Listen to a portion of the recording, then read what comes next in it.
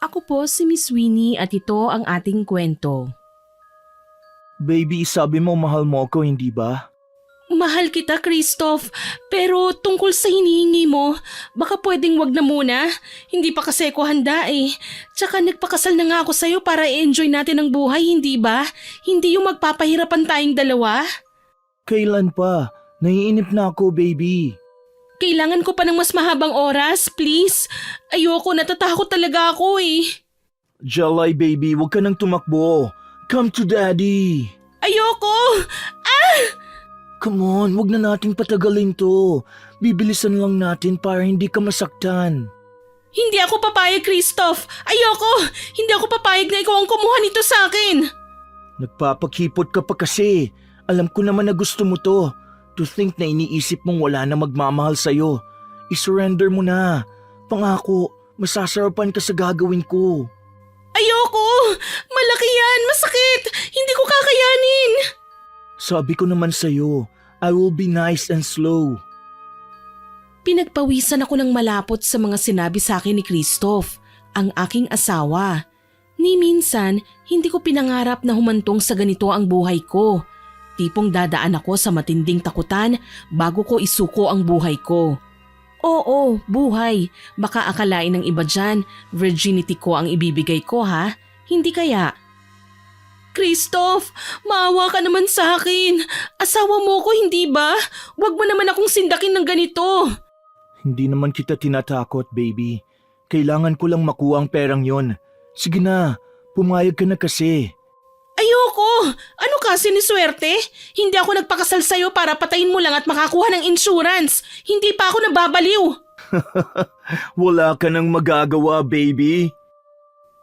Hawak ngayon ni Christoph ang malaking kutsilyo, yung pangtadtad ng karne. Balak niyang gamitin ito sa akin.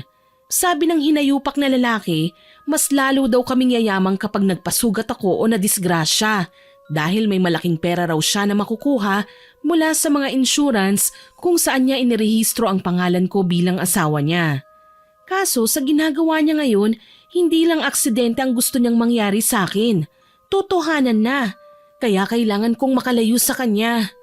Kung hindi ba naman kasi mataas ang pangarap ko, baka maayos pa ang buhay ko ngayon. Kahit single basta peaceful ang buhay. Ako nga po pala si Jelay, 35 years old sa kasalukuyan. Ang kwentong ibabahagi ko sa inyo ay nangyari noong dalaga pa lamang ako. 23 pa lang ako noon, taong 2013. Hindi pa uso noon ng mga weirdong salita. Pero para mas maintindihan nyo, ang kwentong ito ay tungkol sa lalaking minsan nang dumating sa buhay ko. Isang afam o foreigner na inakala kong mag-aahon sa akin sa kahirapan. Pinsan! Pinsan! Hoy Juliet, ang aga-aga pa nang bubulahaw ka na. Ano bang nangyari? Ang kapitbahay nating si Elena, ikakasal na. We, si Elena na madalas nating tawaging bakla, may jowa? Oo, pinsan. Ang gwapo pa ng mapapangasawa niya. Oh, ano ngayon? Naku, nagtutunog bitter ka na naman. Alam mo, pinsan, imbis na magmukmuk ka rito at mainggit, bakit hindi mo na lang din hanapin ang destiny mo? Magbakasyon ka, mamasyal, makipagmingle ka sa mga single. Napakalandi mo talaga kahit kailan. Sa tingin mo kaya kong gawin yon? Ayan ang Prince Charming mo, oh. Nababaliw ka na ba, Juliet? Ayoko sa kanya. Uy, Jelay, grabe ka naman sa akin. Tapat naman ang hangarin ko sa'yo ah. Gusto kita maging girlfriend. Hayaan mo na kasi kung manligaw sa'yo. Tumigil ka nga, Karding. Hindi ka nga pasadong maging boyfriend ko eh. Ang manligaw pa kaya sa akin? Hay nako, maiwan ko na nga muna kayo. Halata naman na kayo ang magkakatuluyan pero in denial pa rin si Pinsan. Diskartehan mo na ng malupit, Karding. Umirap ako nang makita kong pakembot-kembot pang lumakad palayo si Juliet. Sinasadyang bigyan ng moment si Karding para magtapat na naman ang pagsinta niya sa akin.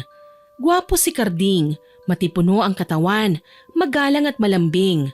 Kaso isa lang siyang albularyo, Miss Winnie. Hindi naman sa namimili ako ng lalaki. Pero siguro lahat tayo, karapatan din naman natin na magkagusto sa lalaking talagang nagpapatibok ng puso natin. Sa akin lang naman, gusto ko kasi ng mayaman. Kung gwapo at matipuno pa, edi package deal na yon. Nagmula lang kasi ko sa hirap kaya umaasa akong mayaman ang lalaking makakatuluyan ko para maiahon kami sa kahirapan. Alam kong hindi si Carding ang magbibigay sa akin ng kaginhawahan sa buhay. Hindi ko lang din masabi ng prangkahan sa lalaki ang bagay na yun kasi nahihiya din naman ako na malaman niyang mayaman ang hanap ko. Sige na, Jelay. Hayaan mo na ako manligaw. Pangako ko sa'yo, paliligayahin kita. Sorry talaga, Carding ha. Hindi ko kasi kayang pagbigyan ng gusto mo eh. Ibang focus ko ngayon, ang pamilya ko. Marami pa akong pangarap sa kanila eh. Tsaka hindi ko magagawa ang mga bagay na yon kapag hinayaan kitang pumasok sa buhay ko. Jelay naman, promise hindi ako magiging panggulo. Hayaan mo nang ipakita ko sa'yo ang pagmamahal ko. Huwag ka nang umasa, Carding. Iba kasi talaga ang goal ko sa buhay eh. Sambit ko muli sa kanya. Hindi ako ang tipo ng babae na nagpapaasa eh. Kailangan kasi bago pa man lumalim ang kahit na anong damdamin na inuukol sa akin ng binata, putulin na niya para hindi siya masaktan. Pagkalipas ng mga araw, nagpasya akong umalis na ng aming probinsya.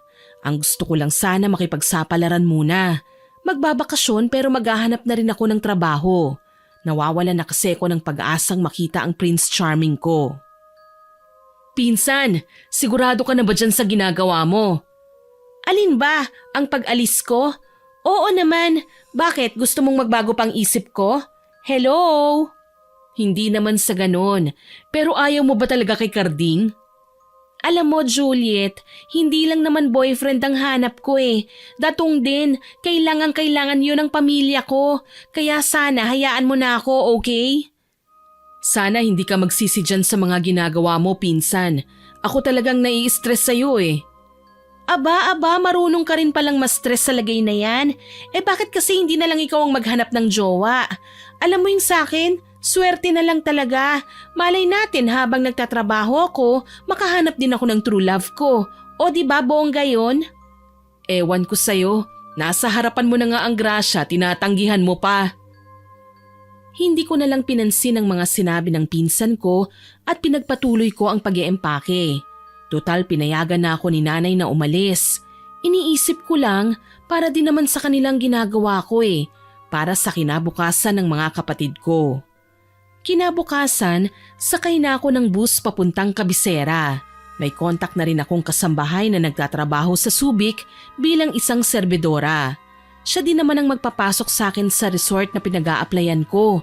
Kahit papaano naman, nakapagtapos ako ng college sa kursong Education major in Filipino. Kaso ayun, hindi ako pinalad na makapasa sa board exam kaya kailangan ko munang maghanap ng ibang trabaho. Hindi naman nawawala ang pag-asa ko na magiging guro kagaya ng pinapangarap ko. Kaso mas mahalaga pa muna ngayon ang mabilisang pagkita ng pera dahil hindi naman tumitigil ang gastusin sa pang-araw-araw. Kasama ko si Juliet sa biyaheng yon. Last minute kasi nang magdesisyon ng Gaga. Magtatrabaho na rin daw siya sa Subic. Bali ang plano ko po pagdating doon magbakasyon muna ng 1 linggo. Next week pa kasi ang dating ng boss ng backer ko sa trabaho so hindi pa ako makakapagsimula kaagad. Pinsan, kinakabahan ako. Bakit naman? Ito ang unang pagkakataon na lumayo ako kina mama eh. Ngayon pa nga lang gusto ko nang bumalik sa bahay. Ang OA mo, pinsan. Gusto mo ihulog kita sa bus? Brutal ka naman masyado. Para nagsasabi lang ako ng nararamdaman ko eh. Kaya nga kita pinaprangka, hindi ba? Alam mo lalayo tayo sa bayang pinagmulan natin. Kaya tatagan mo ang loob mo. Huwag mo nang balakin pang gumawa dyan at nakakahiya rin naman. Sige na nga. Matutulog na lang ako. Gisingin mo ako kapag nasa pantalan na tayo, ha? Oo, sige, ako nang bahala. Sambit ko na ipinagpasalamat naman ang aking pinsan.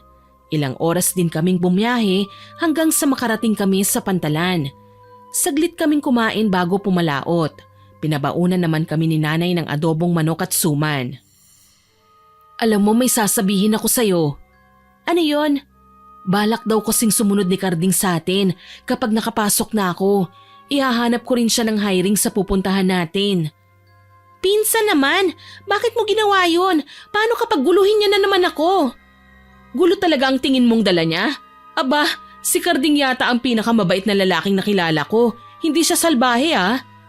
Alam ko, ang sa akin lang, baka ipilit na naman ng lalaking yun ang pag-ibig niya kuno para sa akin. Paano ako makakahanap ng afam niyan? Diyos ko naman, oo. Assuming ka rin masyado, ano? Alam mo, ingat ka lang sa pagiging maarte mo sa pagpili ng mga manliligaw mo. Sabi pa ng mga matatanda, kapag sobrang mapili, napupunta sa hindi ka tangi-tangi. Huminga ako ng malalim. Sa bagay, masyado nga naman akong assuming. Pero syempre, si Carding kasi siya. Alam kong isisingit ng lalaki ang matagal na niyang pinapakiusap sa akin, na paulit-ulit ko rin namang tinatanggihan. Pasado 6:00 na nang dumating kami sa resort na papasukan namin. Nakausap na namin ang manager na siyang backer namin at binigyan kami ng 1 linggo na adjustment para madali naming makabisado ang magiging trabaho. Para bang orientation muna? Salamat na lang at nakarating na tayo. Makakapagpahinga na rin ako sa wakas. Mamaya na ako matutulog, mamamasyal na muna ako. Sigurado ka? Ang layo kaya ng pinanggalingan natin. Juliet, wala ka nang ibang ginawa kundi matulog na lang ng matulog. Sa inaantok pa kasi talaga ako eh. Ano, ikaw na lang muna ha? Oo na, ako na lang muna. Huwag mo akong sisisihin kapag hindi ka nakakain ng hapunan ha. Diretsyo na ako sa pagkain pagkatapos kong mamasyal. Bahala ka no, basta ako matutulog na muna. Tumango ako at lumabas na sa resort. Naka-assign ako sa front desk habang si Juliet naman isang chambermaid.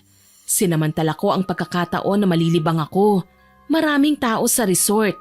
May pamilya, magkasintahan, magbabarkada. Lahat sila kanya-kanyang trip para ma-enjoy ang kanilang bakasyon. Naiinggit na naupo ako sa buhanginan at tinanaw ang asul na karagatan. Naririnig ko ang tawanan ng mga guests na naglalaro ng volleyball kahit madilim na. Tila piyesta sa kinaroroonan namin dahil may background music pa na mas nagpapasaya sa paligid. Buti pa sila maraming datong, walang tigil sa pagsasaya. Ay, kailan kaya ako makakatikim ng ganyang sarap sa buhay? Hi miss, nag-iisa ka lang ba? Lumingon ako sa nagsalita. Isang gwapong nilalang, foreigner ang nakaharap sa akin. May dala siyang 2 wine glass at isang bote ng mamahaling alak. Tumatak sa aking isipan ang kulay asul niyang mga mata na humuli sa maarte kong puso. Ewan ko ba, napangiti ako ng kailapad nang mapagtanto kong ako ang kinakausap niya. Kanina pa kita tinitignan eh. Mukha kang malungkot. Kaya heto, dinalan kita ng wine. Ako nga pala si Christoph. Anong pangalan mo? Ako si Jelay. Pasensya na, hindi ako umiinom niyan eh. Hindi pa nga ako nakakatikim niyan eh. Perfect timing pala ako kung ganon. Oo nga pala, wala ka bang kasama? Meron, kaso lang napagod sa biyahe kaya hinayaan ko na munang magpahinga. Ang galing ano? Foreigner ka pero magaling kang magsalita ng Tagalog. Parang sanay na sanay ka. Matagal na akong nakatira sa lugar na to. Halos kilala ko na rin ang mga bakasyonista na pumupunta dito. O nga pala, nakatira ako sa villa, yung madadaanan nyo sa highway bago kayo lumiko papasok dito sa resort. Ang swerte mo naman, malapit lang sa bahay mong resort. Di hindi ka na gaanong mapapagastos kung gusto mong libangin ang sarili mo. Bago ko makalimutan, ako nga pala si Jelay ha. May halong kilig ang kasiyahang nadarama ko nang sumayad ang kamay niya sa palad ko. Tumataginting ang tila ba ilaw na kumikislap sa isipan ko habang nakatitig ako kay Christoph. Ang gwapo niya, sobra. Tuloy, pinaunlakan ko ang imbitasyon niya na mag-dinner sa pinakamalapit na restaurant. Dinala namin ang wine at doon na yon ininom. Sa maikling panahon na nakilala ko ang lalaki, napansin kong matamis siyang magsalita. Panay pa ang puri niya sa akin na gustong gusto ko naman. Marupok kasi ko dati, Miss Winnie. Masabihan lang ako na maganda, heto at halos magpiesta ang puso ko sa labis na kasiyahan. Ibang-iba si Christoph kay Carding. Kitang-kita ko kung paano niya ako tratuhin. Parang prinsesa. Siguro nga, masarap siyang mag-alaga. Nasundan pa ang mga pagkikita namin. Napag-alaman kong kaibigan niya ang may-ari ng resort na papasukan ko, kaya madalas dumalaw ang lalaki sa working place ko nang magsimula na akong magtrabaho. Napansin naman yun ni Juliet kaya isang araw, kinorner niya na talaga ako para kausapin. Oy pinsan, halika nga rito at may itatanong ako sa'yo. Bakit ba Juliet? Nakakainis ka, ginugulat mo ako. Hayan, habang tumatagal nagiging praning ka na rin. Ano ba nangyayari sa'yo? Tsaka nagsisimula ka na maglihim ha? Kung hindi ko pa madalas mapansin, hindi ko malalaman na may pinagkakaabalahan ka rin pala maliban sa trabaho. Ah, si Christoph ba? Pinsan kasi. Siya na yata ang man of my dreams. Kita mo? Para ka ng bulating inasinan. Kay harot mo ng babae ka. Anong man of your dreams ka mo? Aba, hindi mo pa nga kilala ng lubusan ng lalaking yan, lumalandi ka na. Malay ba natin kung miyembro pala ng sindikato ang lalaking yan? Umaastang mabait tapos isasama ka sa malayong lugar tsaka gagawin kang chop-chop lady. Huwag kang tatanga-tanga, oy. Grabe ka naman manghusga, pinsan. Mabait si Christoph. Sobrang galante pa. Alam mo, tama ang desisyon kong pumunta rito kasi makikilala ko si Christoph. Baka nga sagutin ko na si Tisoy sa susunod na balik niya rito eh. Gaga ka, in love ka nga. Sigurado ka ba dyan? Hindi mo pa kilala ang buong pagkatao ni Christoph. Baka masaktan ka lang. Kung hinayaan mo na kasing ligawan ka ni Carding, sigurado akong safe ka. Pinsan, bakit nasali na naman sa usapan natin si Carding? Ilang beses ko nang sinabi sa'yo, di ba? Ayoko sa kanya. Tsaka bakit mo ba siya nirereto sa akin? Ikaw yata ang may gusto sa kanya eh. Ang mabuti pa, kayo na lang ang magligawan. Darating si Carding dito sa Sabado. Nakapasok siyang service crew sa restaurant. Paano yan makikita kanyang kasama mo si Christoph? O ano naman ngayon? At least titigilan na niya ako kasi makikita niyang may gwapo at mayamang lalaki naman talagang magkakagusto sa akin. Tsaka utang na loob, Juliet ha? Ito na ang huling pagkakataon na mababanggit mo sa akin si Carding. Wika ko sa kanya tsaka siya iniwan. Hindi naman talaga mainitin ang ulo ko, Miss Winnie eh. Kaso lang hindi ko maiwasang magalit sa pinsan ko. Para kasing pinangungunahan na niyang nararamdaman ko. Pinapasok pa niya ng trabaho si Carding kaya malamang mabibwisit na naman ako. Hay nako. Mabuti na lang talaga nakipagkita sa akin si Christoph kinagabihan. Kagaya ng nakagawian namin, nag-moonlight over candlelight dinner kami. Malamig ang hangin, romantic ang ambience. Kinikilig ako habang kaharap ang lalaking tila isang karakter sa fairy tale na pinila sa isang pahina ng libro. Perpekto si Christoph para sa akin. Halos lahat ng magagandang katangian nasa kanya na. Tuloy hindi ko na magawang tanggihan ng lalaki nang magtapat siya ng pag-ibig sa akin. Ayaw ko nang patagalin pa ang panliligaw ko. Pero mahal kita, Jalay. Will you be my girlfriend? Oo, magiging choosy pa ba ako? Complete package ka na? Yee! Natawa si Christoph sa tinuran ko. Minsan na niya akong sinabihang kalog at aminado akong totoo yon. Hindi hadlang ang pagiging profesional ko para ipakita ang totoo kong nararamdaman. Hindi ako nagiging normal kapag masaya. Literal na nagtatatalon ako sa tuwa. So, pumapayag ka ng maging girlfriend ko? Oo, Christoph. Mahal kita. Kaya pumapayag akong maging girlfriend mo. Salamat. Hindi mo alam kung gaano mo kong pinasaya. Minsan lang naman mangyari ang mga magagandang bagay sa buhay natin, hindi ba? Sino naman ako para tanggihan ito? Ngayon, dahil girlfriend na kita, may iba naman akong itatanong sa'yo. Pinakakaba mo naman ako, Christoph eh. Ano bang itatanong mo? Jalay, will you marry me? Sa pagkakataong ito, nalaglag ang pangako. Hindi ako makapaniwala na sa ganong kabilis hihingi ni Christoph ang kamay ko. Pakiramdam ko, Miss Winnie, wala akong karapatang tumanggi. Good catch na si Christoph. Kaya naman kung ganun kabilis nagtanong sa akin si Christoph, ganun kabilis din akong sumagot. Nakakahilo talaga sa sobrang bilis. Pero alam ko, sigurado na ako. Yes na yes, Christoph! Pakakasal ako sa'yo! Salamat! Salamat! Masaya niyang wika at saka ako niyakap. Pagkatapos ng gabing yun, alam kong hindi na magiging normal ang buhay ko. Tuluyan nang mapapalitan ang apelyido ko gamit ang apelyido ng lalaking mahal ko. Hindi ako nakatulog pagka-uwi ko sa tinutuluyan namin ni Juliet. Ikinuwento ko sa aking pinsan ang mga nangyari. Maski siya, gulat na gulat sa aking ginawa. Nababaliw ka na ba, pinsan? Hindi mo pa lubusang kilalang lalaking yon para pumayag kang magpakasal sa kanya. Diyos ko, 2 buwan pa lang kayong magkakilala. Paano kung masama pala siyang tao? Grabe ka na talagang manghusga, Juliet Ganyan mo rin naman kung husgahan si Carding, hindi ba? Isisingit mo na naman ba ang lalaking yun sa usapan natin? Alam mo, pinsan, baka nabibigla ka lang. Gwapo nga naman kasi si Christoph at galante, pero hindi mo pa nga siya gaanong kakilala. Mas madalas siyang magtanong tungkol sa'yo kesa sa mga magkwento siya ng tungkol sa sarili niya. Alam ko ang ginagawa ko, okay? Isa pa, wala ka namang pakialam kung magpapakasal ako sa boyfriend ko.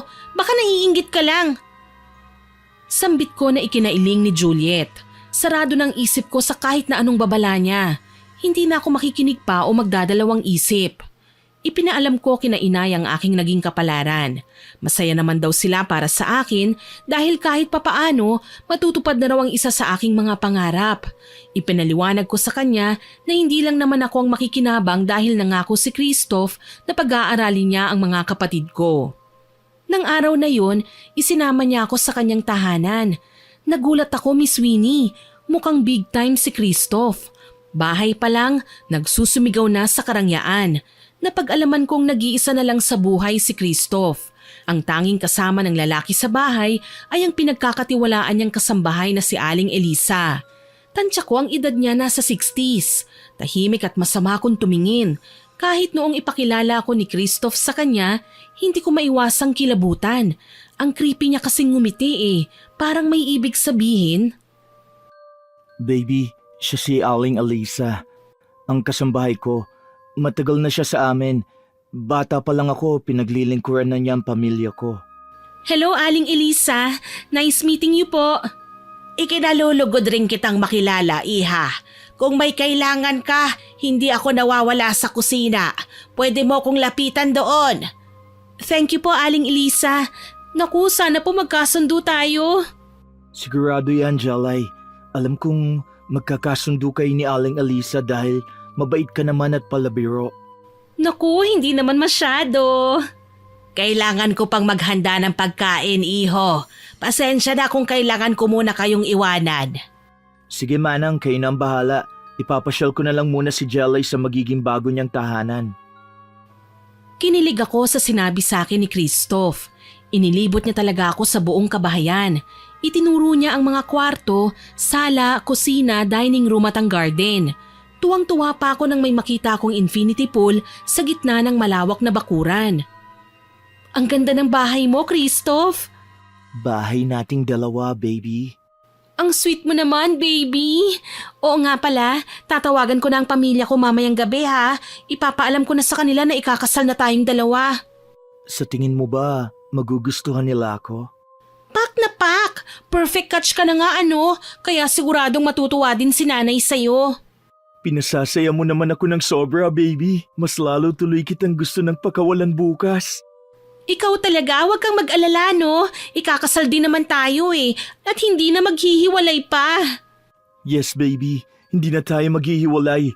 Ikaw ang magiging reyna ko. Nilibot ko ng tingin ang paligid. Kanina ko pa napapansing wala silang mga salamin. Mahilig pa naman akong tumingin sa sarili ko lalo na kapag kinikilig.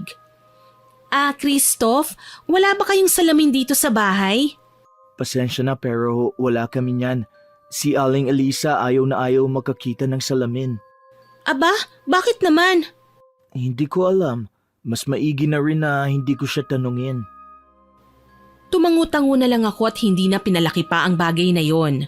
Makalipas ang 1 linggo, opisyal nang ipinaalam ni Christoph sa mga kakilala namin ang nalalapit naming kasal. Kakaunti lang ang inimbitahan. Ang pamilya ko, sina Juliet at Carding na noong Sabado lang ay dumating din sa pinagtatrabahuhan namin.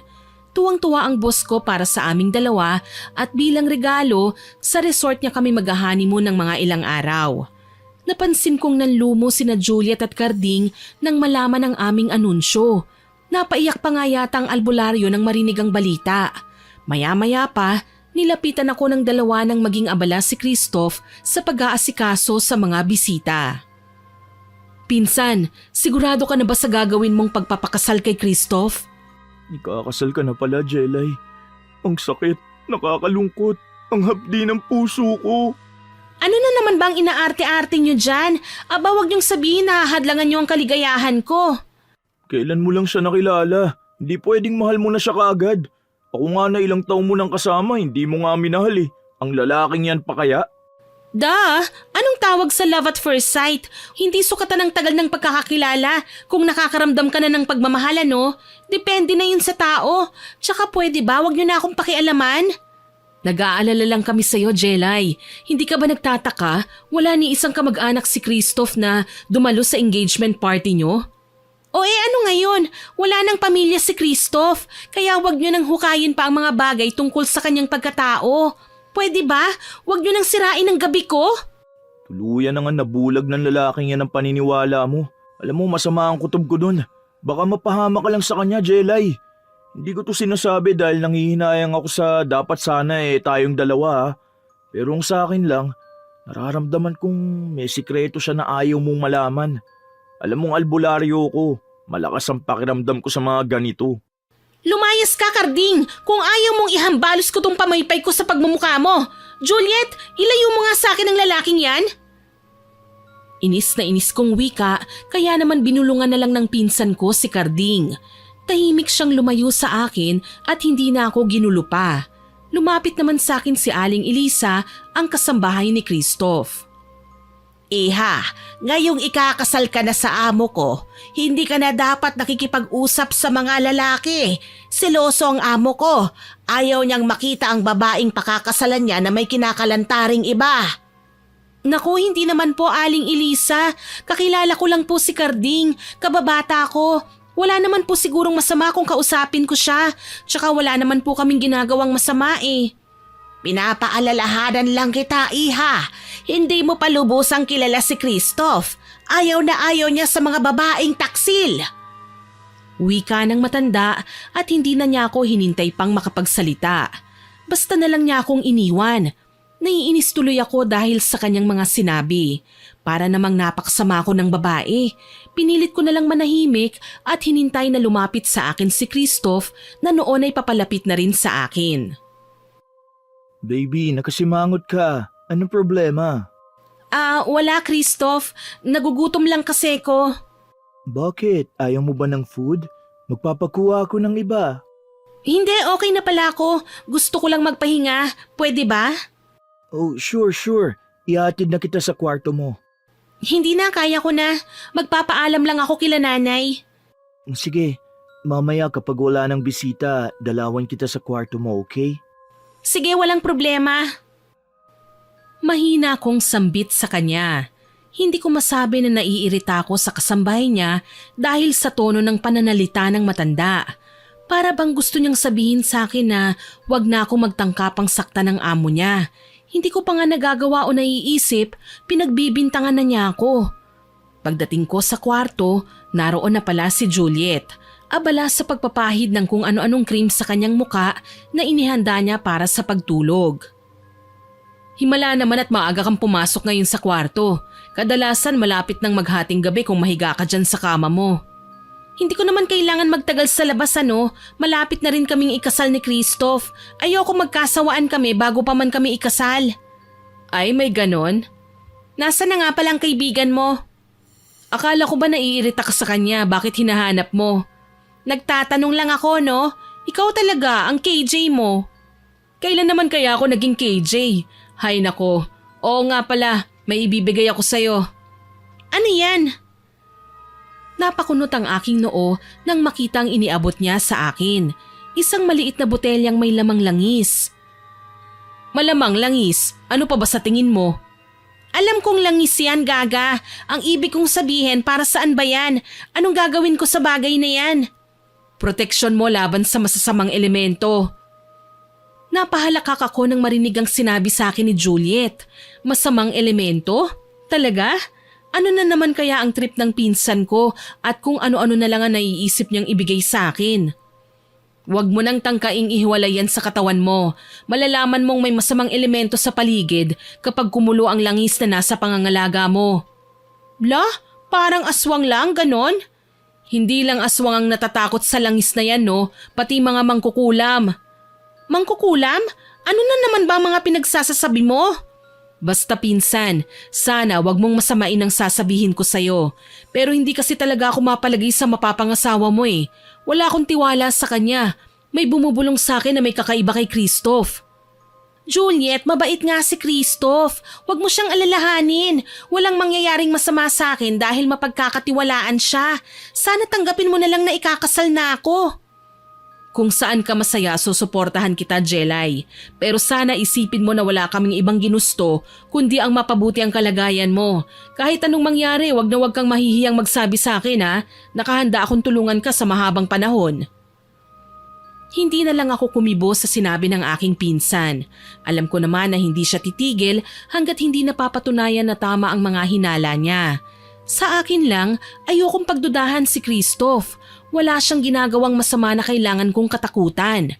Fast forward, Miss Winnie. Naganap nga ang aming kasal. Walang naganap na tanong kung sino nga talaga si Christoph. Walang sino man ang nagtaka kung bakit si Aling Elisa lang na kanyang kasambahay ang kasama niya.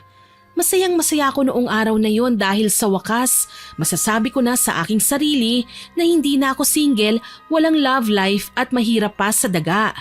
Konektado naman ang lahat ng yon dahil madalas kong marinig sa mga kasabayan kong dalaga noon na mahirap na nga kami, wala pang Prince Charming na mag-aahon sa akin sa kahirapan.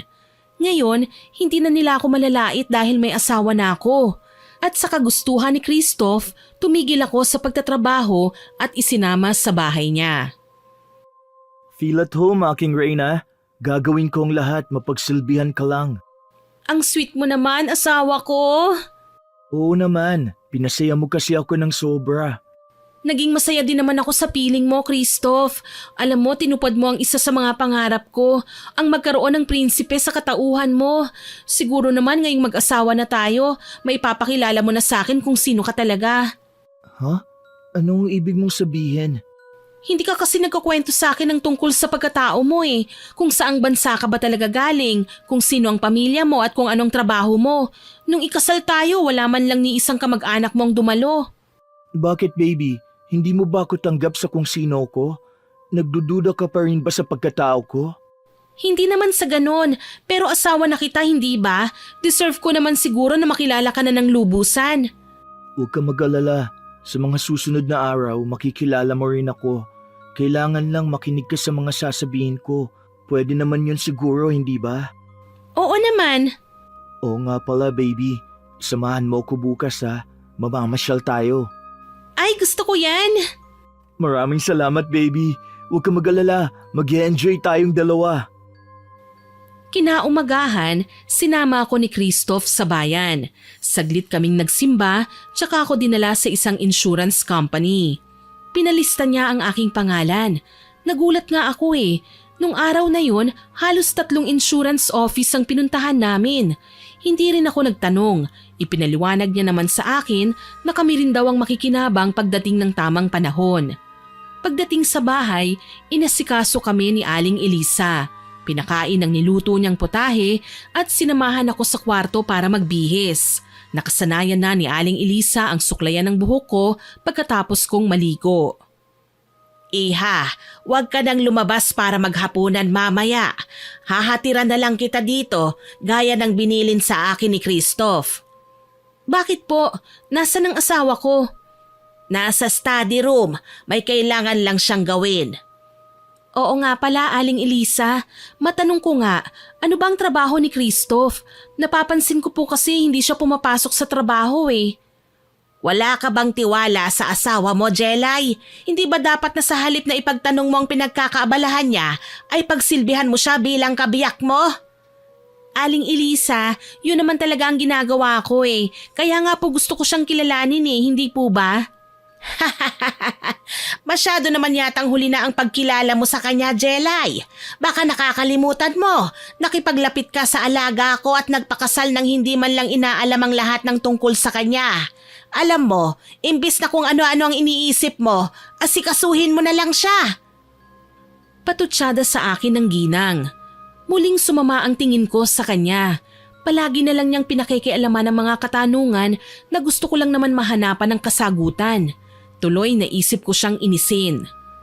Siya nga po pala, Aling Elisa. Bibili ako ng salamin. San kaya magandang ilagay? Hindi kasi ako mapakali na hindi ko makitang mukha ko eh. Kahit nga sa banyo nakakainis, wala rin akong makita. Talagang hindi kami naglalagay ng salamin dito. Pwes ako na po ang reyna ng alaga nyo. Pwede ko nang gawin ang lahat ng gusto ko at hahayaan nyo ako. Maglalagay ako ng maraming salamin sa buong kabahayan para makita ko kung maganda pa rin ba ang mukha ko o kailangan ko nang mag-retouch. Alam nyo na kapag asawa ng AFAM, dapat sariwa pa ring tignan. Exaggerated ko pang wika. Mas lalong tumalim ang tingin ni Aling Elisa sa akin. Parang gusto na niya akong lamunin ng buhay pero patay mali siya ko siyang initian para marinig ang kanyang sasabihin. Wala kang ilalagay na kahit na anong gamit dito sa loob ng bahay. Sa pagpasok mo sa tahanang ito, mga damit mo lang din ang pwedeng manatili dito at wala kang bibilhin kahit na ano. Aniya, napansin kong gigil na gigil siya sa akin habang nagsasalita. Gayunpaman, hindi na lang ako sumagot pa. Hinayaan ko siyang iwanan ako sa kusina. Tsaka ko napansing basa ang aking bulsa. Nang kunin ko, ang langis na ayon nga sa pinsan kong si Juliet na hindi pwedeng ihiwalay sa akin, kumukulo yun at halos mga lahati na ang laman. Ha? Anong ibig sabihin nito? Tanong ko sa aking sarili. Ngayon ko lang nakita na kumulo ang langis sa loob ng botelya. Ibig bang sabihin nito may katotohanan ng sinasabi ni Juliet? Wala sa sariling nagtungo ako sa study room.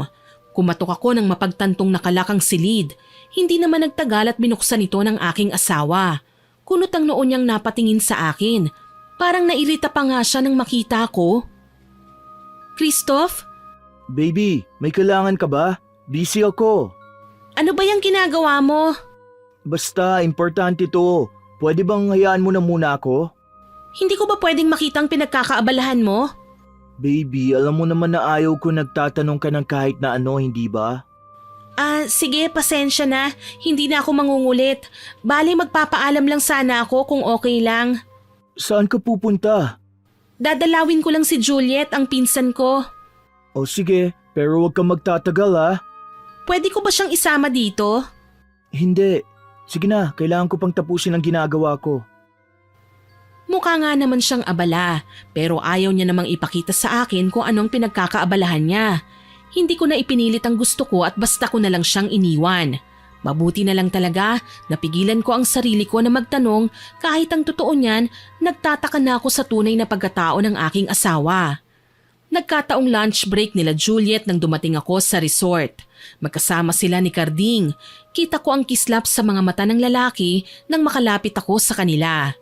Ewan ko ba, Miss Winnie, parang nararamdaman ko na may kulang. Simula nang ikasal kami ni Christoph, pakiwari ko naging bored na ako. Ang totoo niyan, wala pang nangyayari sa amin eh. Kung magtabi man kami sa higaan, kanya-kanya na kami sa pagtulog. Pinsan, napasyal ka. Ano, kamusta ang buhay may asawa? Masaya ako na dumalaw ka sa amin, Jelay. Si Juliet lang naman ang gusto kong kausapin. Pwede ba iwanan mo na muna kami? Oo naman. Pero sana, Jelay, minsan magkwentuhan naman tayo. Miss ko na kasi ang kababata ako eh. Tangulang ang sinagot ko sa kanya. Kunot naman ang noo ni Juliet nang tinignan niya ako. Kasabay ng pag-alis ni Carding sa kinauupuan ay nagsalita si Juliet. Anong problema mo, pinsan? Huwag mo sana akong huhusgahan pero may mga napapansin kasi ko eh. Tungkol saan? Si Christoph kasi, parang bigla siyang nagbago nang matapos kaming ikasal. Palagi na lang siyang busy. Kung dati ang lambing niya sa akin, ngayon hindi ko na maramdaman yon. Madalas siyang magkulong sa study room. Dati madalas niya akong purihin, sabihin na sobrang ganda ko at akong bituin sa kanyang buhay. Ngayon ewan ko na lang. Baka naman nagpapakita na ng tunay niyang ugali. Sabi ko naman sa'yo, diba, huwag kang padalos-dalos sa pagpapakasal sa kanya. Hindi mo pa nga lubusang kilala si Christoph, ni hindi mo alam kung saang bansa siya galing at kung sino ang pamilya niya. Nagagalit ka naman kapag pinagsasabihan ka. Sabi mo pa, sayang ang opportunity na makapag-asawa ka ng AFAM. O ngayon, naging galante na ba siya sa'yo? Napaisip ako sa mga sinabi sa akin ni Juliet. Naitanong ko rin sa aking sarili kung okay ba ang relasyon namin ni Christoph nitong mga nakaraang araw. Sa awa ng Panginoon, wala namang kaming pinag-awayan o kung ano paman. Ang napansin ko lang, hindi na niya ako madalas dalhin sa restaurant o sa resort, pero palagi niya akong sinasama sa mga insurance companies para mag-apply. Kung nasa bahay man kami, halos hindi rin kami nagkikita ng aking asawa. Nakakulong lang siya sa study room at ayaw na ayaw niyang nagdadala ako ng kasama sa bahay. Kaso matigas ang ulo ko eh. Ganito na lang, Juliet. Tatawag ako sa'yo kapag naiwan ako minsan sa bahay ng mag-isa. Tulungan mo akong maghalughog ng gamit sa loob. Partikular na ang study room. Pakiwari ko may tinatago talaga sa akin ng asawa ko eh. Yun ang kailangan kong malaman. O bakit hindi na lang kita dalawin mamaya? Maaga namang matatapos ang duty ko eh. Hindi ako pinapayagan ni Christoph na magdala ng bisita sa bahay. Nagagalit siya eh. Kahit kamag-anak ko pa, bawal pumunta. Ay, grabe naman palang lalaking yan. May mga bagay lang akong gustong alamin. Matutulungan mo ba ako? Siyempre naman, pinsan kaya kita. Sanggang dikit tayo, hindi ba? Salamat ha. Akala ko talaga huhusgahan mo ko dahil sa ginawa ko. Sus, ikaw lang naman ang nag-iisip ng ganon eh. O, paano ba ang plano? May mga pagkakataon kasi na iniiwan nila ako ng mag-isa sa bahay. Yun ang perfect timing mo para pumasok. Tsaka hintayin mo na lang ang tawag ko ha. Sige, okay ako dyan. Isang araw, naiwan akong mag-isa sa bahay. Wala noon si Christoph dahil may kailangan siyang puntahan. Si Aling Elisa naman, nagbilin na ako na muna ang manatili doon dahil kailangan niyang mamalengke. Nakuha ko ang pagkakataong yon para papuntahin si Juliet. Nagmamadali ko siyang tinawagan at naghintay sa kanyang pagdating. Ang hindi ko lang inaasahan, kasama niya si Carding. Juliet, bakit mo sinama si Carding dito? Pasensya na, Jelay. Huwag mo nang pagalitan si Juliet. Narinig ko kasi ang usapan nyo nung minsang dalawin mo si Juliet sa resort eh. Bilang albularyo, malaki ang maitutulong ko para malutas ang lahat ng pagdududa mo. Baka nakakalimutan mo may asawa na ako. Jelay, hindi ko naman isisingit ang panliligaw ko sa isa mismong bahay ng asawa mo, no? Gusto ko lang talaga makatulong. Hayaan mo na, pinsan, para mas mapabilis ang paghahanap natin ng kahit na ano. Tumango na lamang ako at pumayag sa sinabi ni Juliet. Sa likurang bahagi ng bahay ko sila pinapasok. Kabisado ko naman ang mga daanan palabas, kaya sakali man na may dumating, mabilis ko silang mapapaalis. May dalang pausukan si Carding habang patinga-tingala sa paligid. Hindi ko alam kung bakit pero parang napakabigat ng aura ng bahay na to. Puno ng takot, galit at kalungkutan. Sigurado ka, Carding? Totoong sinasabi ko, Juliet. Ito ang klase ng aura na para bang may namatay na rito. Baka naman ang mga magulang ni Christoph, kaso lang wala naman akong nakikitang mga litrato dito. Bakit walang mga salamin sa buong bahay? Ayaw ng kasambahay ni Christoph eh. Nagtataka nga ako eh. Siya ang amo pero mas nasusunod pa ang sinasabi ng matandang yun. Nakakainis. Alam mo bang ang taong ayaw sa salamin may tinatagong lihim? Sabay kaming napalingon ni Juliet sa kanya. Sigurado ka? Matagal na akong albularyo, Jelay. Hindi lang simpleng karamdaman ang ginagamot ko. Alam mong nakikipaglaban din ako sa mga engkanto, aswang, at iba pang masasamang elemento, lalo na mga mangkukulam. Kabisado ko na ang ugali ng bawat nilalang. Diyos ko, baka naman mga engkanto sina Christoph, pinsan. Parang hindi naman, hindi sila takot sa asin eh. Pero may palatandaan ako na magpapatunay kung anong klaseng nilalang sila. Ang alam ko lang, hindi sila normal. Yung binigay kong langis, nasa iyo pa ba? Oo, heto nga dala-dala ko. Pero wala naman itong naging reaksyon kapag magkasama kami ni Christoph. Pero si Aling Elisa, kumukulo ito ng sobra. Kung ganon, si Aling Elisa munang unahin nating matyagan. Alam mo pinsan, may napapansin ako sa iyo ngayon. Parang matamlay ka at malungkot. Hindi ka na ganun kasaya kagaya nung ikasal kayo ni Christoph. Ewan ko nga ba sa lalaking yon, Juliet? Ni minsan kasi wala pang nangyayari sa amin eh. Hindi ko nga alam kung nagsasawa na siya sa akin eh. Sayang, Jelay. Kung ako lang ang naging asawa mo, malamang buntis ka na ngayon. Dahil sa sinabi ni Carding, namula ng husto ang aking pisngi. Kaagad na umangat ang kamay ko at binatukan ng lalaki. Aray, bakit mo ako binatukan? Nagtanong ka pang gago ka? Isinisingit mo talaga ang kalandian mo ngayon? Baka nakakalimutan mo may asawa na ako, no? Nagbibiro lang. Ikaw naman nagagalit ka kagad. Nakakatuwa talaga kayong dalawa. Mas bagay talaga kayo kesa sa kanuna yon, Jelay. Hindi ka ba nawiwirduhan sa kanya? Ang angas ng itsura, bughaw pa ang mga mata, pero kung makapagsalita, ang galing magtagalog at parang taga-kanto lang. Juliet asawa kong hinuhusgahan mo. Natawa lang si Juliet sa sinabi ko. Ipinagpatuloy ni Carding ang pagtatawas hanggang sa ideklara nga niyang may kakaiba kay Aling Elisa. Salamat na lang at hanggang sa matapos sila sa pagsugod sa buong kabahayan ay hindi man lang sila nagpang-abot. Mga 1 oras din akong muling napag-isa bago dumating si Aling Elisa. Napansin ko pang mukhang kay talas ng pakiramdam ng ginang. Inaamoy-amoy niya ang paligid at tumingin sa akin. Nagpapasok ka ba ng tao dito? Ha? Bakit ko naman gagawin yun, Aling Elisa? Alam ko naman na bawal, hindi ba? Tsaka bakit ba? Nangangamoy insenso ang paligid, kaya malakas ang pakiramdam ko na may ginagawa kang kababalaghan dito. Sus, akala nyo lang yon, Aling Elisa, kaya wag nyo akong pagbibintangan. Ako pa talaga ang pagdududahan nyo. Asawa kong may-ari ng bahay na ito, kaya itigil nyo nang wala sa lugar nyong pagdududa. Naiinis ko ng wika. Aminado kong may ginagawa nga akong kakaiba sa loob ng bahay, pero mas pinagtibay noon ang hinala ko na may natatanging lihim ang ginang na hindi ko maintindihan kung ano. Nahinto rin ang pagbabangayan naming dalawa ni Aling Elisa nang dumating si Christoph na may dalang bungkos ng papel. Baby! Hello Christoph, ano yung mga dala mo? Papipirmahan ko sana ang mga papeles na to. Saka wag mo nang basahin para naman to sa negosyo natin eh. Bala kong isama ka sa mga may-ari ng properties ko dahil asawa na kita. Ganun ba? Ay teka, pabasa na lang muna para maintindihan ko. Baby, wag na. Kakailanganin na ni attorney ang mga yan bukas. Saka may tiwala ka naman sa akin, hindi ba? Sige na, para naman to sa future nating dalawa eh. Nilingon ko si Aling Elisa na nakatunghay sa amin. Nakakarimarimang paraan ang kanyang pagngisi. Imbis na patulan ng nakakainis na matanda, hinila ko na lang si Christoph palayo sa kanya at sa sala na kami nagpunta. Ayoko pa sanang pirmahan ng mga papeles dahil kailangan kong basahin ng mga yun, pero nagsimula na si Christoph na halikan ako.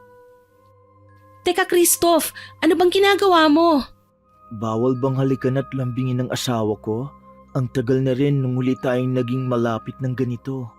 Ay naku, akala ko nga nagsawa ka na sa akin eh. Ni hindi nga tayo nakapagtabi sa kama. Hindi mo na ako pinansin pagkatapos ng kasal natin. Makipag-usap ka man lang sa akin, sandaling-sandali lang. Pasensya na baby ko. Kinailangan ko lang kasi talagang asikasuhin ang mga papeles na to kaya sobrang busy ako. Sorry na, huwag kang mag-alala. Matapos lang ang pinagkakaabalahan ko, bubuntisin na kita kaagad. Ay ganun? Honeymoon lang ang binabanggit ko pati ang paggawa ng sanggol nasa isip mo na pala? O siya, pipirmahan ko na to. Kinikilig kong sambit sa kanya.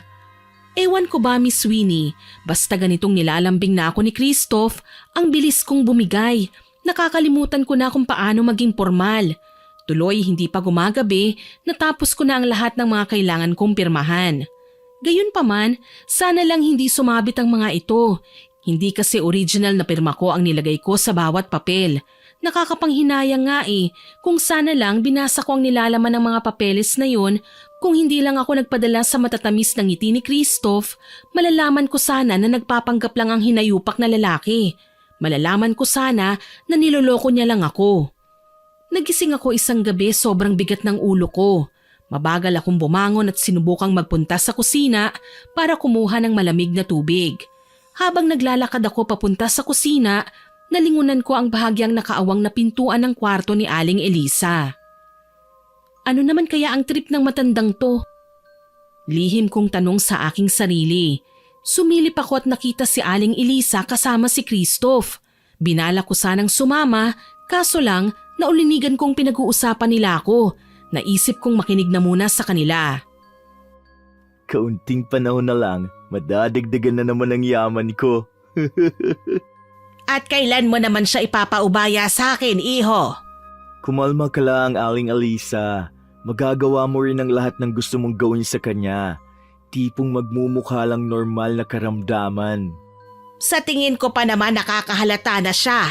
Alam mo bang nangangamoy insenso dito sa buong kabahayan kaninang umaga? Huh? Sigurado ka, Aling Elisa? Kailan ba ako nagkamali? Kailangan bilisan mo ang pagpapaniwala sa utu-utong babaeng yon nang sa gayon, maidispatch na natin. Naiirita na ako sa tuwing nakikita ko siya dito sa bahay. Sinagian ako ng takot nang marinig ang mga sinabi ni Aling Elisa. Hindi yata't may binabalak silang masama sa akin.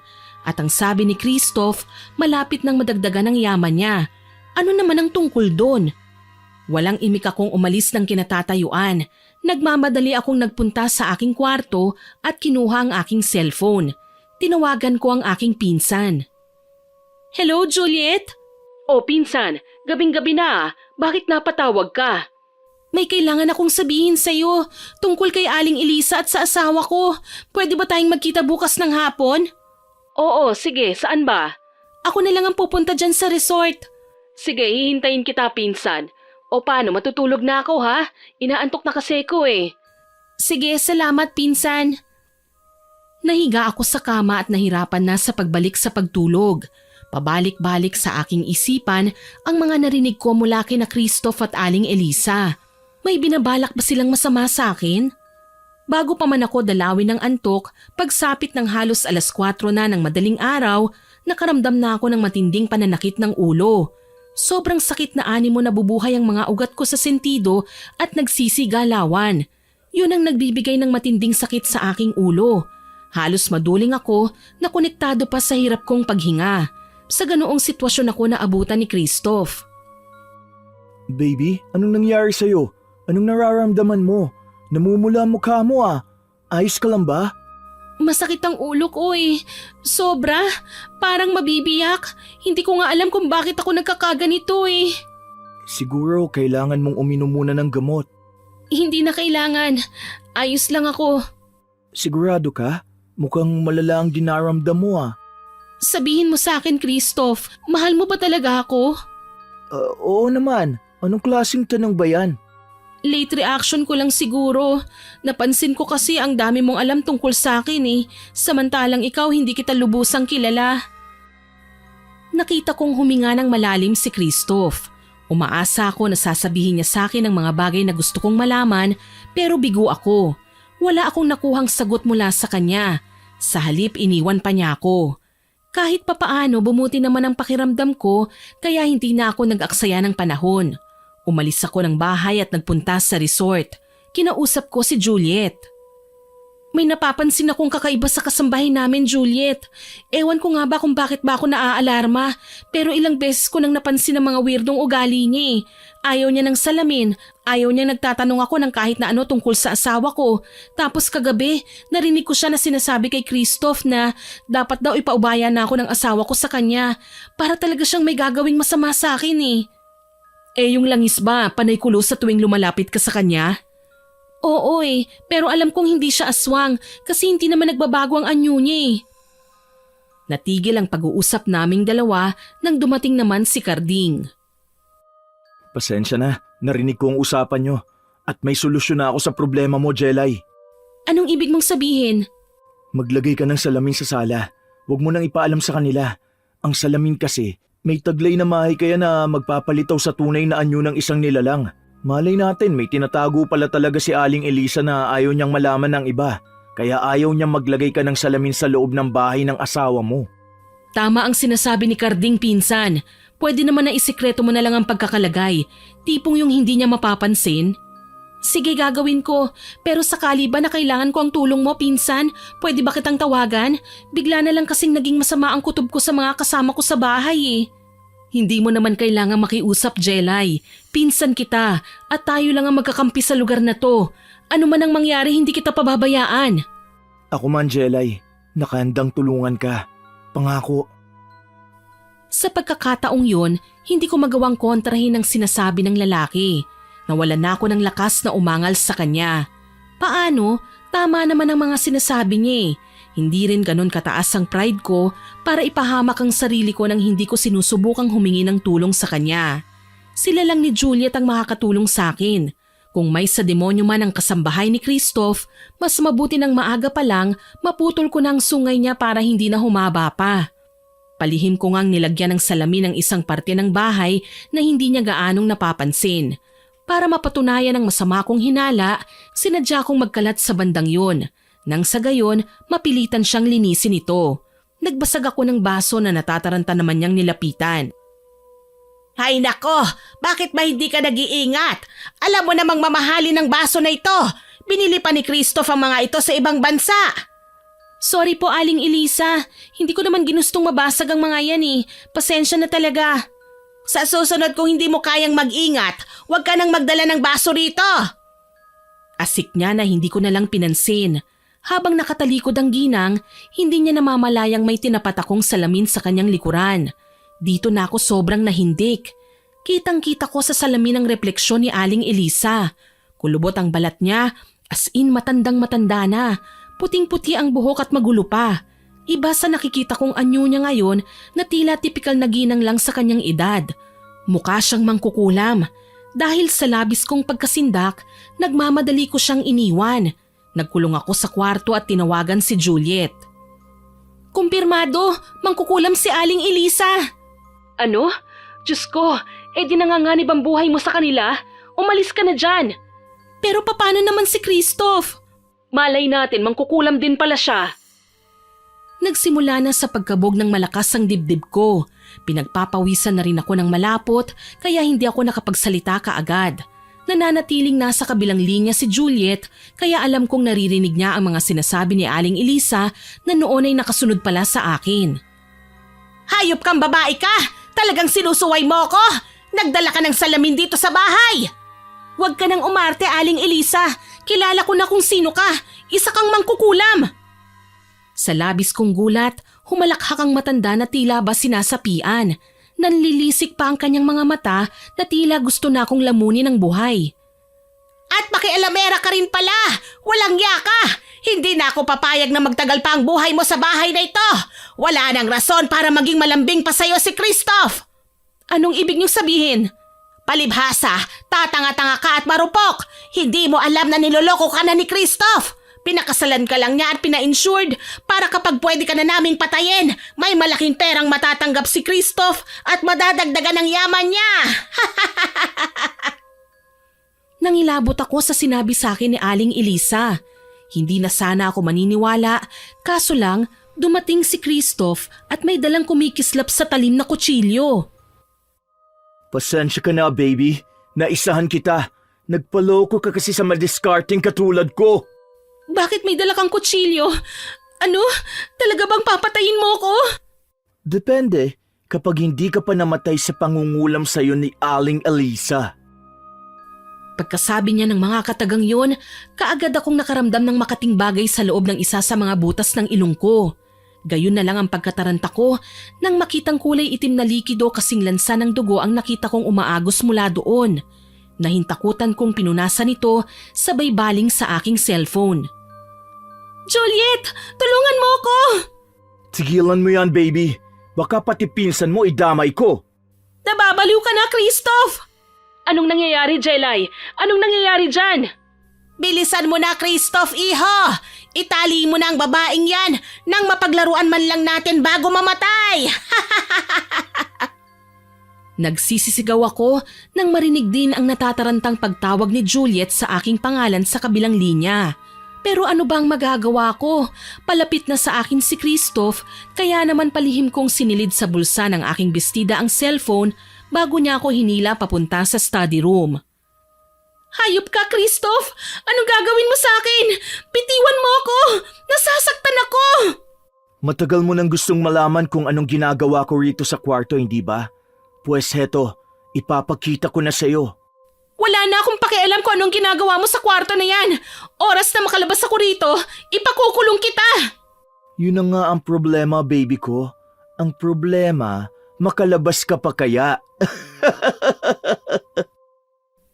Wala akong nagawa ng malakas niya akong itulak, kaya ako napaupo sa sofang nasa loob ng silid.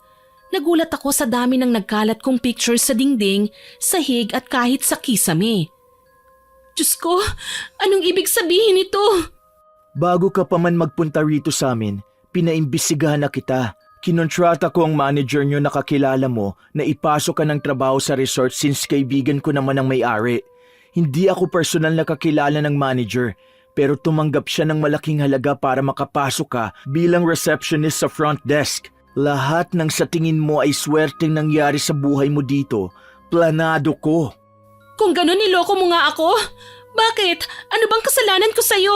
Wala naman akong ginagawang masama ah. Napakasalbahe mo. Nagkakamali ka, Jelay. Kayong mga babae ang salbahe. Namatay ang mama ko dahil sa panluloko nyo. Kaya heto, gumaganti ako. Gago ka ba? Hindi nga kita kilala nun eh, maski ngayon. Tapos sa akin ka gumaganti? Ayos ka rin ano? Taga-Amerika kami ng mama ko. Bata pa ako nang mapadpad kami sa lugar na ito para hanapin ang papa kong isang Pilipino. Sa kahanap namin sa kanya, sinamantala ng isang tusong Pinay ang kainosentihan ng mama ko. Hindi ko alam kung paano niya nagawang nakawi ng pera namin at passport, pati na ang iba pang mahalagang bagay na magpapakilala sa tunay naming pagkatao. Sinubukan namin magreklamo pero hindi kami pinakinggan ng mga otoridad. Tingin nila sa amin na babaliw. Naiwan kaming walang-wala hanggang sa magawa naming matulog sa sidewalk. Naging palaboy kami pero dinapuan ng sakit si mama. Hindi na niya kinayang lumaban pa sa buhay hanggang sa pumanaw siya. Nakilala ko naman si Aling Elisa. Siya na ang kumupkop sa akin hanggang sa marating ko ang kinalalagyan ko ngayon. Habang buhay ako maghihiganti sa mga babaeng kagaya mo. Masyadong mataas ang pangarap. Kahit na, Christoph, hindi naman ako literal na may sala eh. Sana hindi mo na lang ako pinapasok sa buhay mo. Wala akong kasalanan. Umiiyak kong wika pero walang sinabi sa akin si Christoph kahit man lang pampagaan ng loob. Literal na iniwan niya na ako. Mamamatay na raw ako sa kwarto na yon kagaya ng mga babaeng nauna sa akin. Dahil hindi lang pala ako ang una niyang naging biktima. Ang masaklap pa, namatay silang lahat sa kulam.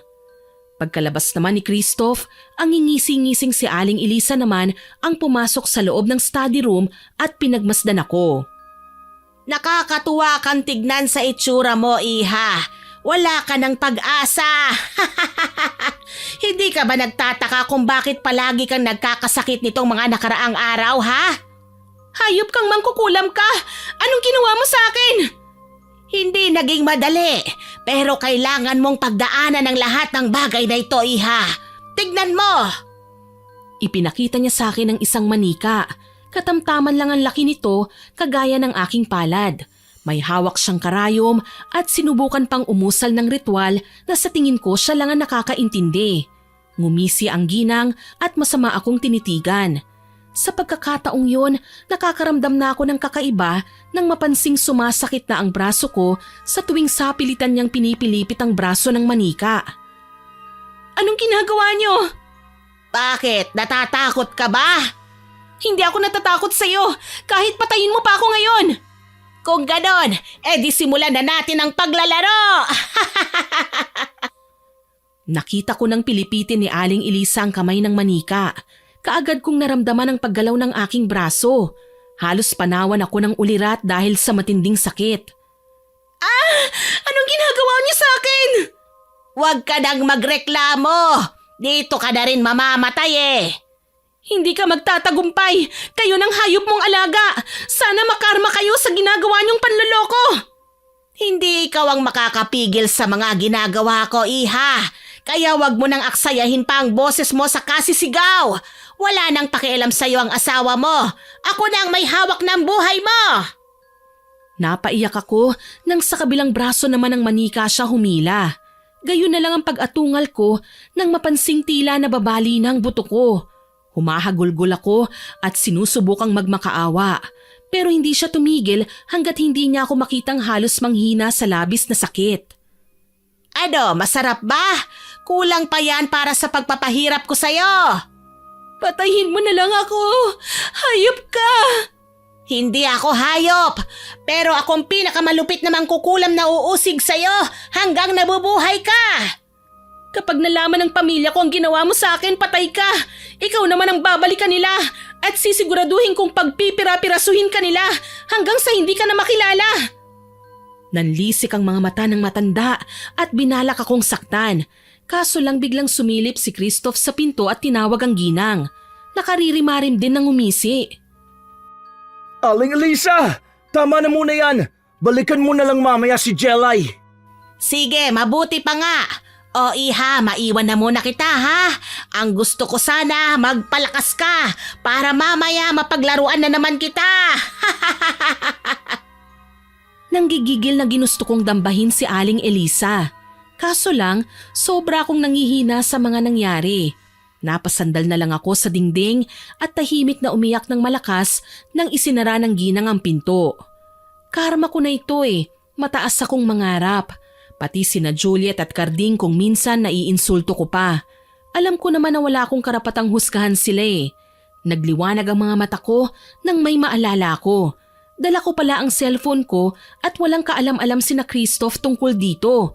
Nagmamadali kong ginamit ang cellphone para makausap ko ang pinsan ko. Ilang ring lang at sinagot niya kagad ang kabilang linya. Diyos ko, pinsan! Buti na lang at tumawag ka. Ano bang nangyari kanina? Aba, narinig ko ang mga sinabi ng hayop mong asawa. Juliet, tama ka sa lahat ng hinala mo sa kanya. Masama siyang tao. Nalaman kong nagpapanggap lang siya at ang gusto niya ay pakasalan lang talaga ako para sa insurance. Nagpaloko ko sa kanya. Ang tanga-tanga ko. Shh, teka lang. Huwag mong pagsabihan ng ganyan ng sarili mo. Hindi mo naman ginustong manloko Sadyang may mga tao lang talaga na nang-aabuso ng kahinaan nating mga walang alam sa pasikot-sikot ng buhay. Pero natatakot na ako. Baka hindi na kayanin ng katawan ko ang mga susunod nilang gagawin. Jelay, si Carding to. Carding? Jelay, kumalma ka, okay? Narinig namin lahat ng nangyayari sa'yo kanina dahil hindi pinutol ni Juliet ang linya. Hayop na Christoph na yan. Talagang isa siyang dakilang manluloko. Huwag ka mag-alala. Nagpatawag na kami ng pulis para may kalagyan ng lalaking yan. Si Aling Elisa naman. Ako nang bahala sa kanya. Anong gagawin mo? Mangkukulam laban sa albularyo, Jelay. Lalabanan ko siya. Sige, ibabalik ko na kay Juliet tong cellphone. Sige, Carding. Hello, pinsan? Juliet? Pinsan, nandito kami sa labas ng bahay niyo. Huwag kang mag-alala. Papasok kami dyan. Doon sa hinandamong dadaanan sana namin. Noong minsan kami pumunta dyan. Ililigtas ka namin. Salamat, Juliet. Mag-iingat kayo. Mangiyak-ngiyak ko namang tugon. Pinutol ko na ang kabilang linya at ikinalma ang aking sarili. Masakit na ang kabilang braso ko pero mukhang kaya ko pa namang maglakad. Kaya ko pang umalalay sa mga taong magliligtas sa akin. Nalingunan ko ang mga papeles na nagkalat sa mesa at sa sofa. Dinampot ko ang mga yon at binasa. Halos panawan ako ng ulirat nang mapagtanto kong hindi lang ako ang babaeng pinakasalan ni Christoph at pinatay para sa insurance na makukuha niya. Talagang hindi na ako kailangan pang magtagal dito. Kung hindi ay mamamatay ako. Naghanda ako at hindi na ininda ang sakit ng aking katawan. Kaso lang naging mabuhay ang aking pagtayo. Buti na lang, hindi na ako natumba at matagumpay na nakalabas ng study room. Tatanga-tanga din kasi ang asawa ko at si Aling Elisa. Nagkulong na nga lang ng tao sa kwarto, hindi pa nilak.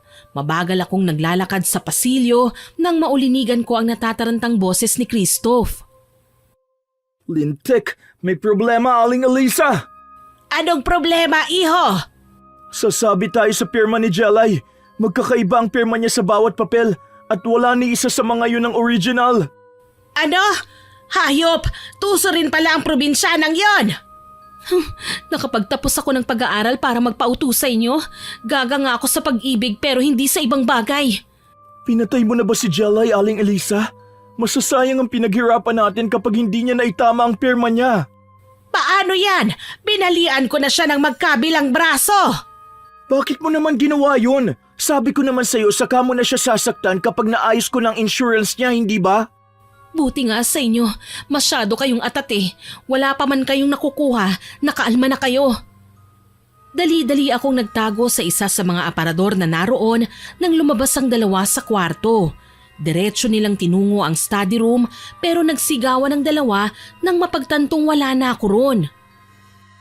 Punyeta naman, Aling Elisa Bakit hindi mo nilak ang kwarto? Tingnan mo, wala na rito si Jelay. Ano? Tumakas ang babaeng yon! Huwag kang mag-alala, kaya ko siyang pabalikin dito! Nakita ko kung paano niya kinuyumos ang dalawang paanang manikang hawak niya. Siya namang pagsigaw ko na ikinaliwanag ng mga mata ng dalawang kriminal. Baby, nasaan ka? Halika na, kailangan kita. Mukhang sa bandang yun ko siya narinig sumigaw, pababa ng hagdan. Bilisan na natin at baka tumakas pa siya. Dumadagundong ang kaba sa aking dibdib nang marinig ang mga papalapit na yabag ng mga paa ng dalawa. Abot-abot ang panalangin ko na sana hindi ako mapahamak at sa sobrang tuwa ko, lumitaw sa likuran ko sina Carding at Juliet. Diyos ko, pinsan, anong ginawa nila sa'yo? Yung manika, ginamit niya para saktan ako. Ako nang bahala sa mangkukulam at sa manika. Halika na, pinsan. Nasa baba ng mga pulis. Pagbuksan natin sila. Ikaw na lang muna, Juliet. Hindi ko na kayang gumalaw. Masakit na ang lahat ng parte ng katawan ko. Tumango si Juliet at nagmamadali ng tumakbo para pagbuksan ng mga pulis. Narinig ko naman si Aling Elisa na nagsasagawa ng ritual habang ako naman ang puntirya ni Christoph na sugurin. Ibigay mo na, baby. Kailangan ko ang mga pirma para magkapera. Gago! Bakit mo ba ginagawa to? Hindi ka naman naghihirap pa. Dahil sanay na ako sa hanap buhay kong to, ang manloko ng babae para sa mga pirma nila na magpapayaman sa akin. Nababaliw ka na! Galit na hinablot ko ang isang may kabigatang vase at binato yon kay Christoph. Hindi natuloy ang pagdaluhong niya sa akin nang duguan ng noo niyang bumagsak sa sahig. Nilingon ko naman si Carding. Nakikipag-agawan na siya ng manika kay Aling Elisa. Nakikita ko rin na nagpapalitan sila ng mga orasyon na hindi ko maintindihan. Nagpa siya kung tulungan si Carding. Muli kong dinampot ang basag na flower vase at ibinato yon kay Aling Elisa. Tinamaan siya sa balikat. Dumugo yon. Nanlisik ang mga mata ni Aling Elisa nang lumingon sa akin. Kriminal ka! Hayop! Wala kang karapatang saktan ako! Ikaw ang kriminal, Aling Elisa. Kinonsinti mo pa ang masamang gawain ni Christoph para lang sa sarili mong kasiyahan. Napakasama mo. Magbabayad kayo sa ginawa niyo. Huli na, iha! Dahil papatayin na kita ngayon!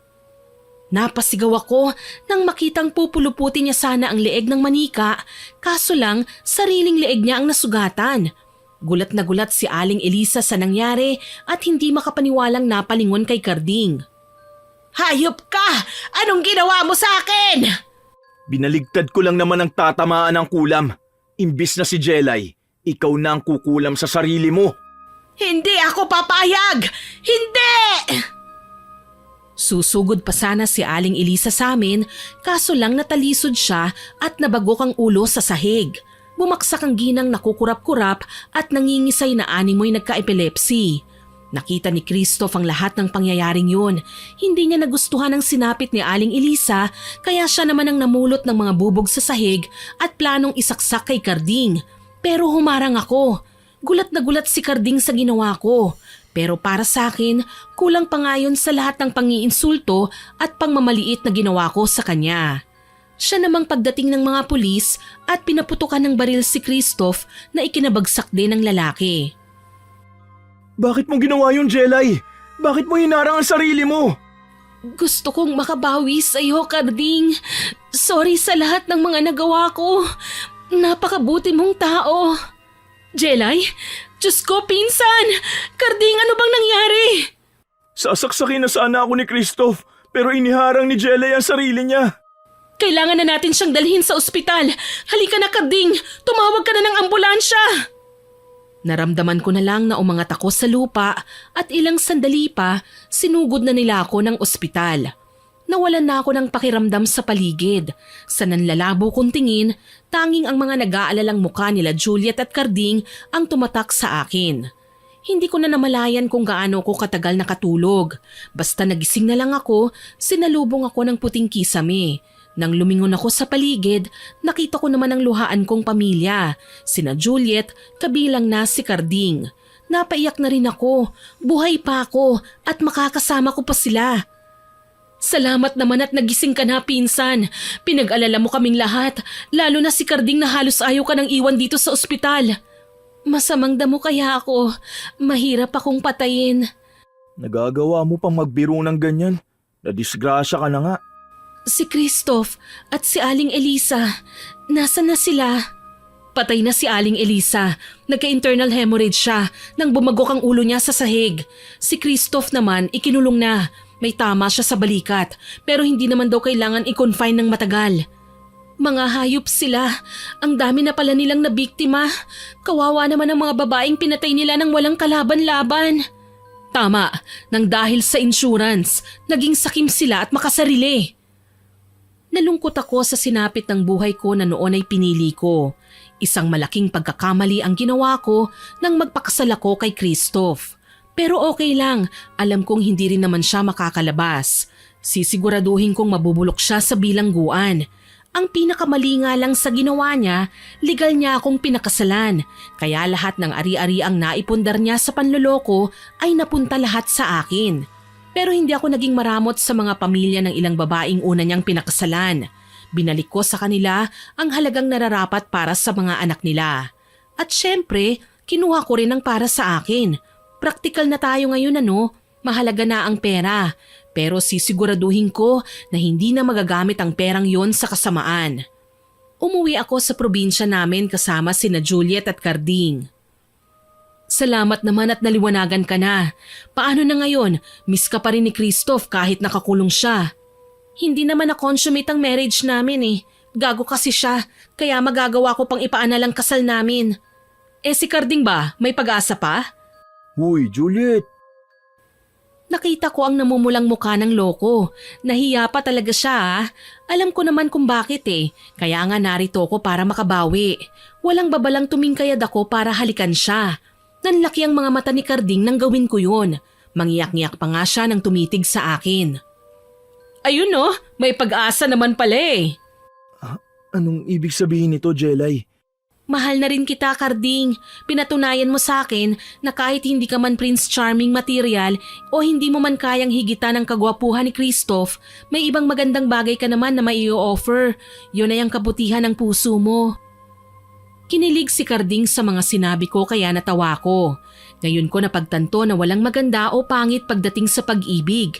Kailangan nagkakaintindihan kayong dalawa at nagmamahalan. May respeto sa isa't isa. Niyakap ako ni Carding. Sobra siyang nagpapasalamat sa akin. Gumanti ako ng yakap sa kanya at ipinangako sa sarili na magiging okay na rin ang lahat. Sa ngayon, masaya kaming nagsasama ni Carding. Mag-asawa na kami at may 4 ng anak. Maganda ang takbo ng aming negosyo, kaya naman napapalaki na namin yun at sa awa ng Panginoon, isa na kami sa may pinakamalaking store sa aming lugar. Si Christoph naman, nakakulong pa rin at mukhang hindi na makakalabas pa. Si Juliet may 2 na ring anak at nakatira malapit sa bahay namin. Sa tindahan namin nagtatrabaho si Juliet at ang kanyang asawa. Hanggang dito na lamang po. More power po sa inyong channel at God bless. Sana po ay nagustuhan niyo ang aking ibinahaging kwento. Pero bago ko po tapusin ito, hindi ito makukumpleto nang walang shoutout. Shoutout po kay Jerlyn Arbado, kay Rosemary Casonete, kay Maribel Balabag, kay Beauty Secret, hello din po kay Emeline Gadicho, kay Lori Ann Vitalicio, kay Lerma Alba, kay Ems Libongkogon, kay Estela da Silva, kay Jessica Rojas, kay Kimbara. Shoutout din po kay Juvelyn Camacho, kay Jomar Coronel Fernandez na avid listener po natin. Salamat po. Hello din po kay Maring Cabilen Calyaso, Mercy Aninyon, kay Pahayahay Feldalin, kay Ma'am Honey Austria. Shoutout din po kay It's Me Neri Domingo, kay Julian, kay Maria Cecilia Aventurado, kay Rochelle Bragas, kay Beatrix Yumi, kay Tara Dabi, kay Joseph Alba, at hello din po kay Random Videos o MC ng Bacolod City, kay Romilyn Mahilom, kay Evelyn Abong Cabarquil, kay Melanie Rillo, kay Jeline Sapra. Shoutout din po kay Therese Llorca, kay Jonah Halog, kay Mary Jane Kitong, kay Roel Kadsawa na nag-birthday po noong October 23. Belated happy birthday po. Hello din po kay Jonaline Barameda, kay Emily Cruzante, kay Florence Joyce Ferras, kay Chambu Diday, kay Chloe Dia, kay Maria Lynn Anacta, kay Christian Agoncillo, kay Jean Ruiz from Riyadh, at kay Lim Sowon Unis. Maraming salamat po sa inyong lahat na nag-comment at nakinig. Abangan nyo pa po sana ang mga susunod kong upload ha, at huwag nyo rin pong kalilimutang mag-subscribe, like, share and comment sa mga stories natin. Para po mabilis niyong makita kung may bagong upload tayo, pindutin niyo lang po ang notification bell para lagi kayong updated. Aasahan ko pa rin po ang inyong suporta ha. Muli, ako po si Miss Winnie na nagpapasalamat sa inyong pakikinig.